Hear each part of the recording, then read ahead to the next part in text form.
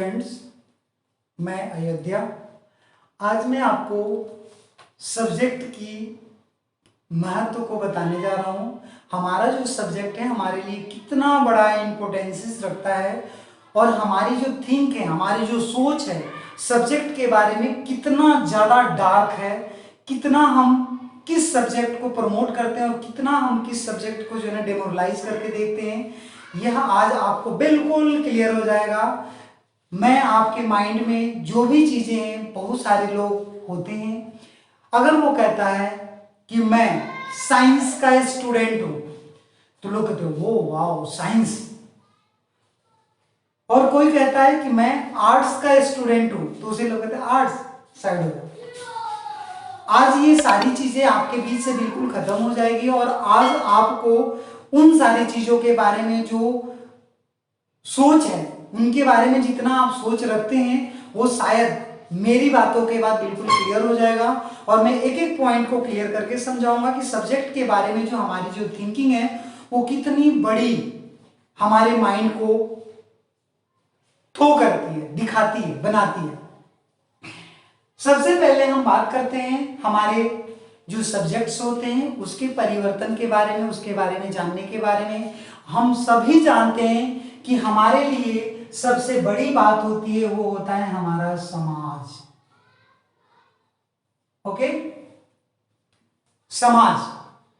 समाज जो हमें समाज के बारे में टोटल जानकारियां देता है उसको हम लोग बोलते हैं सोशल साइंस।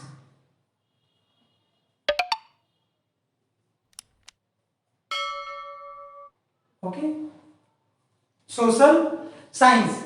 अब यहां पे हमारे बीच में आकर खड़ा होता है, जैसे कि हम लोग बोलते हैं कि हमारे पास होता है विज्ञान, अर्थशास्त्र और समाजशास्त्र।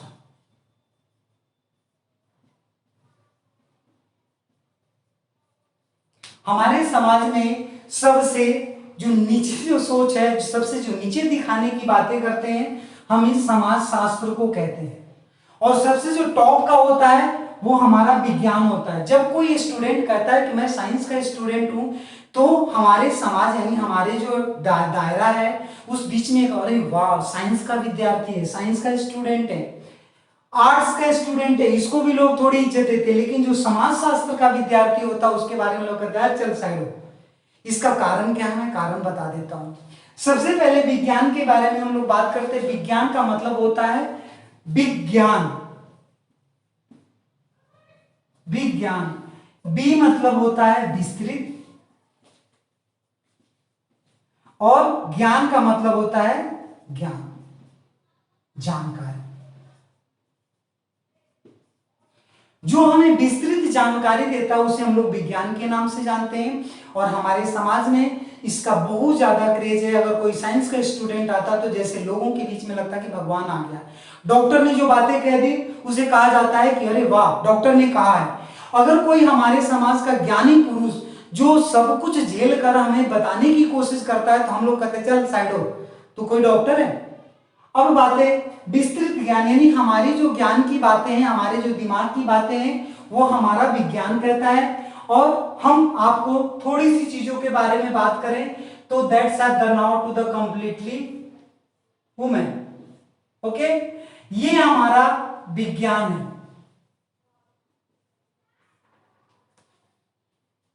और जिससे हम लोग पैसे कमाने की बात करते हैं वो हमारा है अर्थशास्त्र। और इन सभी चीजों के बारे में सभी को लेकर चलता है वो हमारा होता है समाजशास्त्र।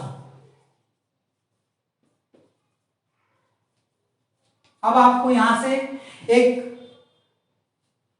फिगर तैयार कर होके सामने आकर खड़ा हो गया।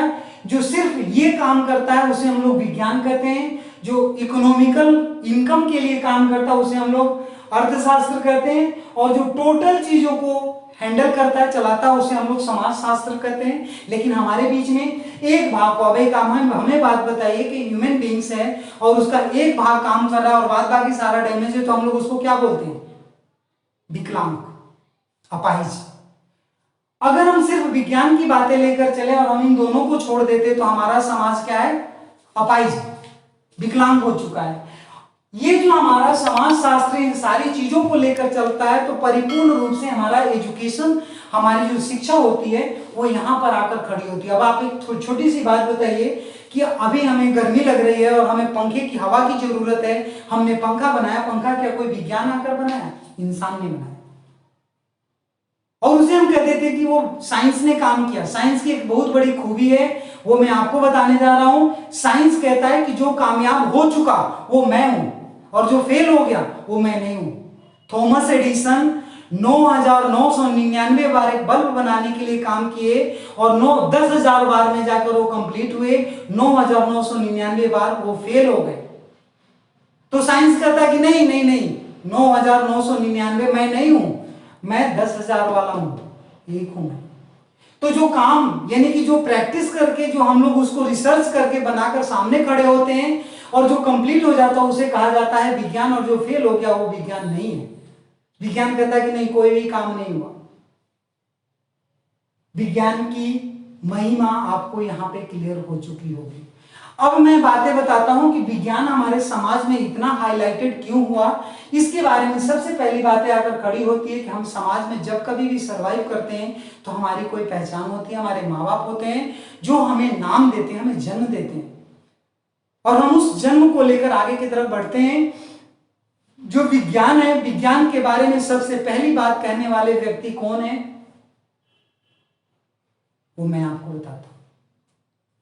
सबसे पहले विज्ञान शब्द का उच्चारण करने वाले, विचार रखने वाले जो व्यक्ति थे उसका नाम था लियोनार्दो। क्या नाम था?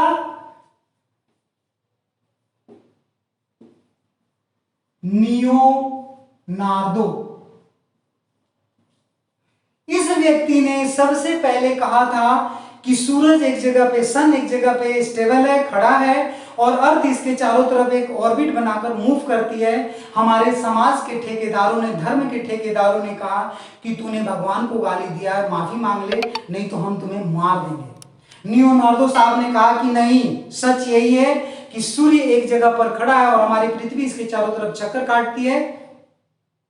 लोगों ने कहा कि माफी मांग, उन्होंने कहा कि नहीं। उन लोगों ने, उन समाज के ठेकेदारों ने लियोनार्दो को एक कमरे में बंद किया, उनकी पूरी फैमिली को बंद किया और मिट्टी का तेल डाला और माचिस लगा दिया। जलते समय जब जलते रहे फिर भी इन्होंने झूठी बातों को प्रमोट नहीं किया। समाज में, उस भीड़ में कुछ हमारे और आपके जैसे लोग, पढ़े लिखे लोग थे, उन्होंने समाज सोचने के लिए मजबूर हो गए कि अरे अगर किसी को 2 थप्पड़ मारो और बोलो कि बोल ये मैं हूं, वो कहता हाँ मैं हूं। लेकिन इनकी पूरी फैमिली को जला दिया गया और इन्होंने अपने जुबान से मुकरे नहीं, कुछ तो सच्चाई होगी। और जो समझदार पुरुष थे, जो समझदार व्यक्ति थे समाज से, उन्होंने सर्च करके निकालना चालू किया और पता चला कि वाकई में हमारा जो सन है वो एक जगह पर खड़ा है और हमारी अर्थ उनके चारों तरफ चक्कर काटती है। उसके बाद से इस समाज शास्त्र को मानने वाले लोगों के बीच में कमी होने लगी और उन्होंने कहा कि विज्ञान जो है वो सच्ची बातों को प्रमोट करता है। और तब से, यानी लियोनार्दो साहब तो नहीं रहे, लेकिन उन्होंने एक शब्द का जन्म देकर चले गए जिसको विज्ञान शब्द नाम से जाना जाता है और उसके बाद हमारा विज्ञान आगे की तरफ खड़ा हुआ। हम आगे की तरफ तो सब्जेक्ट के बारे में बहुत ज्यादा करेंगे तो बहुत ज्यादा टाइम लग जाएगा, बट मैं आपको एक राउंड फिगर बताने जा रहा हूं। हमारे विज्ञान को भी 3 भागों में बांटा गया है, फिजिक्स, केमिस्ट्री और बायोलॉजी।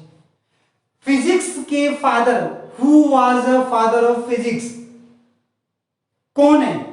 उनको, फिजिक्स को जन्म किसने दिया? फिजिक्स के पिता के रूप में हम लोग किसको जानते हैं?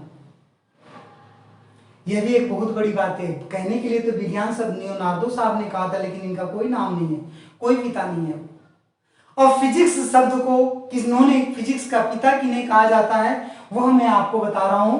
फिजिक्स के जो पिता के रूप में जो जानते हैं हम लोग, उनका नाम है, हम सभी पढ़ते हैं लेकिन अभी जो है माइंड में नहीं आ रहा होगा आप लोगों के, मैं क्लियर कर देता हूं। जो भौतिक शास्त्र, भौतिक बोलते हैं, भौतिक, इसके पिता के रूप में हम लोग जानते हैं न्यूटन को। इन्हें फिजिक्स का पिता कहा जाता है क्योंकि इन्होंने इस धरती पे ग्रेविटेशनल फोर्सेस की खोज की और उन्होंने बताया कि धरती पर एक बल काम करता है जो हम धरती से दूर नहीं जा सकते। इससे पहले हमारे समाज में मान्यता थी कि रात होती है तो सो जाते हैं और सुबह होती है तो फिर हम काम पे निकलते हैं। आज भी जो जानवर हैं, गाय भैंस बैल, वो सूर्य ढलते ही अपने घरों में छुप जाते हैं, चिड़िया अपने घरों में चली जाती है और फिर सुबह होते ही 4 बजे निकल जाती है, क्योंकि उनके माइंड में एक सेट बैठा हुआ सेटअप है कि हमारी धरती जो है ना एक प्लेट है और अंधेरे में हम खाई में गिर जाएंगे, नहीं जहन्नुम में चले जाएंगे। लियोनार्डो साहब ने उस चीजों को क्लियर कर दिया कि नहीं, हमारी धरती एक चुंबकीय बॉल है,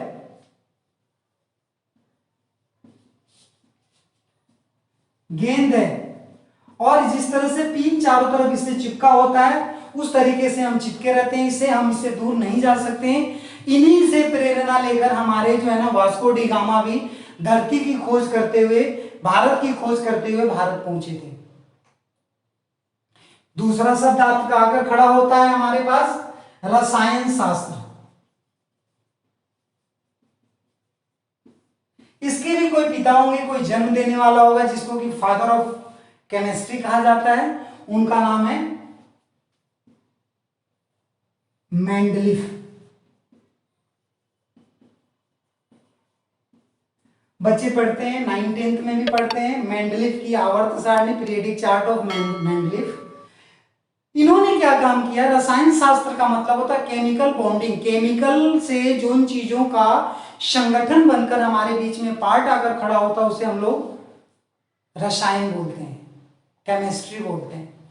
इन्होंने एक चार्ट बनाया और उसमें वस्तुओं को उनके गुण बल के अकॉर्डिंग एक पीरियड बनाकर खड़ा कर दिया और जब हमें जरूरत पड़ती है हम उस चीजों को उठाकर सीधा कर लेते। जैसे हमारे थॉमस एडिसन बल्ब बनाया, 9999 बार फेल हो गए, हम 9999 बार प्रैक्टिस नहीं करते, हम सीधा 10,000 फॉर्मूले को लागू करते हैं। उसी तरीके से हमारे मेंडलीफ साहब ने भी केमिस्ट्री के लिए एक प्लेटफॉर्म तैयार कर दी और जब हमें जरूरत पड़ने लगी तो हम उन चीजों को लाकर खड़ा कर दिए। यहां पर भी केमिस्ट्री में 2 पीरियडिक चार्ट है, एक मेंडलीफ की आवर्त सारणी है और एक न्यू पीरियडिक चार्ट यानी कि आधुनिक आवर्त सारणी है। उन दोनों में डिफरेंस क्या मैं आपको बता देता हूं। मेंडलीफ साहब ने 4 शब्दों को, 4 जो वस्तुएं थी उनका स्थान सही जगह पर नहीं रख पाए क्योंकि उनको एक्यूरेट पता नहीं था। नई आवर्त सारणी में उसको सजाकर सही जगह पे रखा गया, बस इतना ही अंतर है उसमें।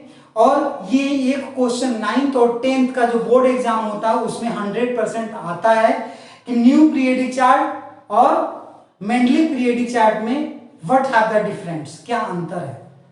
और ये क्वेश्चन 4 नंबर का पूछता है। आपको एक क्वेश्चन याद करने की जरूरत, देखो एजुकेशन का मतलब होता है कि हमें रट्टा नहीं मारनी है, हम चीजों को अपने ऊपर लागू करके देखते हैं।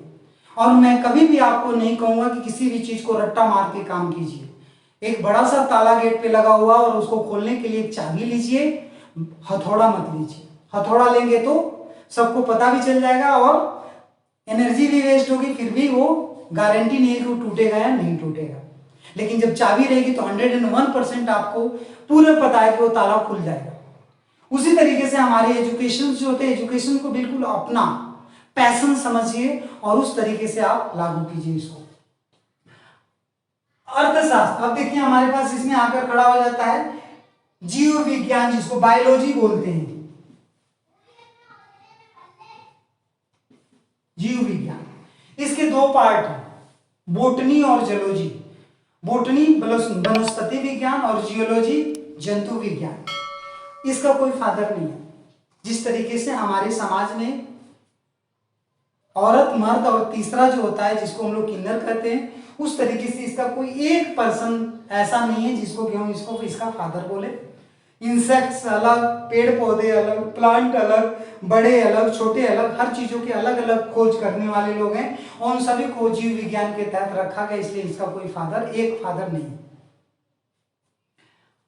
अर्थशास्त्र, जो हम अपने इनकम को सर्वाइव, जो हमें जितने हमें जरूरत है पैसों की, जिससे हमारी लाइफ सर्वाइव होती है, उसको कलेक्ट करने की जो बातें आकर खड़ी होती है अर्थशास्त्र से होती है, और इससे हम लोग क्या करते हैं, इकोनॉमिकल पार्ट डेवलप करते हैं, और पूरी चीजों को मिलाकर जो चलता है उसे हम लोग, ये हमारे समाजशास्त्र का पहलू है। तो जो समाजशास्त्र को पढ़ने वाले स्टूडेंट है वो कभी भी अपने आप को कमजोर न समझे, क्योंकि उनके अंदर साइंस और इकोनॉमिक्स दोनों इन्वॉल्व है, फिर जाकर वो कंप्लीटली एसएसटी के स्टूडेंट बनकर आकर खड़े होते हैं।